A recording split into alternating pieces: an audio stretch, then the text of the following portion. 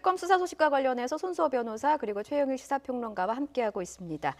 자, 지금 최순실 씨 조사받았고 정호성 전 비서관 소환됐고 김종 차관은 지금 두 번째 소환이 됐고 김기춘 전 실장과 우병우 전 수석을 겨냥하고 있다라는 생각도 조금 드는데 어떻게 보십니까? 처음에 특검이 이제 현판식하기 전에 이미 나온 것이 윤석열 검사의 기용이 굉장히 신의 한 수라고 호평을 받았습니다. 이 수사팀장이라고 직제에는 없는데 어쨌든 이 검사들을 총괄하는 역할을 맡겼는데요. 그럼에도 불구하고 다시 전해진 게 박영수 특검이 윤석열 수사팀장에게 특별히 김기춘, 우병우에 대한 수사를 전담시켰다. 이런 얘기가 나왔죠. 그럼 수사가 들어갔고 이 굉장히 핵심적인 수사팀장이 그 역할을 부여받았는데 청문회에는 이 두 사람이 시간차를 두고 등장했습니다만 사실 아직 소환되진 않았어요. 소환 일정을 조율하고 있는데 문제는 명확한 혐의를 먼저 구성을 해야 소환이 가능한 겁니다. 무엇을 물어볼 것인가. 지금 이 두 사람 모두 다 이번 그 박근혜 정부 청와대 내에서 적어도 2년 이상의 기간 동안 굉장히 많은 역할을 했기 때문에 무엇과 주로 관련이 있을 것인가. 우병우 전 민정수석 관련해서 의혹을 한 가지만 말씀드리면요. 특검이 꼭 밝혀내야 될 게 김기춘 전 실장과 우병우 전 수석의 이야기가 달랐던 점이 청문회에서 어떻게 청와대에 들어가게 됐는가예요. 수많은 야당 의원들의 질문 속에는 우병우 전 수석은 최순실의 추천으로 들어간 것 아니냐 이런 의혹의 정황이 있습니다. 본인은 완전히 부인했습니다. 우리 장모에게 물어봤으나 최순실과 모르는 사이라고 했다. 골프 치는 걸 본 증인이 있다고 하더라. 복수의 증언인데 그렇지 않다고 하더라. 모두 다 부인했습니다. 이 대목이 제일 핵심적으로 보여지고요. 김기춘 전 비서실장은 굉장히 혐의가 많아요. 이 대부분 이게 어디 들어있냐면 고 김영한 전 민정수석의 업무 수첩안에 장이라고 하는 한자 옆에 깨알같이 기록된 여러 가지 세월호 의혹을 덮으라든가 대통령의 7시간을 알아서도 안 되고 알지도 못한다. 이런 이제 입을 닫는 무건 지시를 내렸다든가 굉장히 많은 정황들이 있는데 핵심적인 것은 최순실을 모른다라고 하는 거거든요. 최순실을 이전에 알았었거나 함께 이 공모를 했던 정황이 나온다면 굉장히 큰 파장이 예상되기 때문에 특검은 최순실과 김기춘, 최순실과 우병우의 관계에 대한 규명에 우선은 집중할 것으로 예측을 해봅니다. 지금 특검팀이 최순실 씨뿐만 아니고 딸인 정유라에 대한 수사도 본격화하고 있습니다. 문제는 정유라 씨가 지금 독일에 어디에 있는지 지금 파악이 되지 않고 있고 청문회 출석 요구에도 응하지 않고 있습니다. 특검 출석 요구에는 응할까요? 응했으면 좋겠습니다만 장담할 수 없어 보이고요. 애초에 이경재 변호사가 선임이 되었고 이제 벌써 한참 전입니다. 한 달도 지난 것으로 알고 있는데 그 당시도 이미 자발적으로 이제 귀국해가 조사받겠다라는 이야기가 나왔어요. 그런데 아직까지 이루어지지 않고 있고요. 또한 또 현재도 이제 이경재 변호사 이런 말을 또 하긴 했습니다.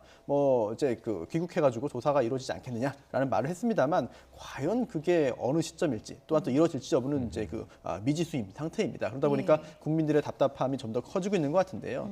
결국 지금 정유라 씨 같은 경우는 체포영장이 발부됐습니다. 하지만 업무 방해 혐의죠. 이 체포영장이 발부돼서 이 영장 가지고 독일에 가서 찾아가지고 데려오는 방법은 사실은 이제 쉽지 않기 때문에 이제 굉장히 곤란한 상황에 빠지고 있는데요. 그러다 보니까 이제 여권법에 따라 가지고 이제 여권 반환 명령을 내리고요. 또 일주일 내에 그 반환을 하지 않을 경우는 여권의 효력이 없어지게 됩니다. 그렇게 된다면은 불법 체류자가 되고 그렇다면 유럽에서 강제 출국 조치, 즉 이제 추방 조치가 이루어진다면 우리나라에 들어와서 조사할 수 있다라는 그런 생각을 하고 있는 것 같은데 이 과정 하나에서도 사실 법률적인 대응을 한다면 시간을 끌 수는 있거든요. 따라서 이제 강제적으로 이제 송환하는 것에서도 어느 정도의 시간이 필요한 상황이다라고 한다면은 정유라 씨가 스스로 이제 결단을 내려서 들어오지 않는 이상, 아니면은 최순실 씨의 어떤 여러 가지 그런 요청이라든지 심경 변화로 인해서 자발적으로 귀국하지 않는 이상 귀국 송환해가지고 조사에 착수하는 데 있어서 상당한 시간이 소요될 가능성도 배제할 수 없어 보입니다. 두 가지 방법이 남아 있죠. 하나는 지난 15일에 프랑크푸르트의 번화가예요. 글루스 스트라스에서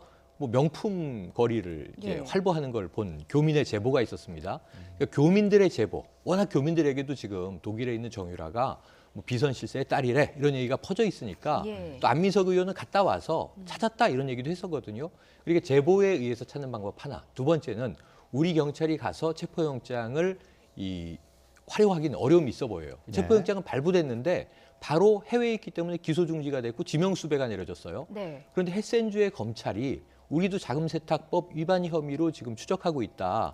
만약에 한국의 특검이 협조 요청을 한다면 전국의 독일 경찰이 지명수배를 내릴 수가 있다. 그렇다면 독일 경찰이 체포를 해서 국내로 송환을 하는 국제 공조의 방식이 남아 있을 것이어서 네. 특검이 국제 공조를 과거에 이 유병헌 사건 때 보면 해외에 나가 있는 차남 유혁기 씨라든가 적색 경보를 발령해서 인터폴이 가동된 적이 있거든요.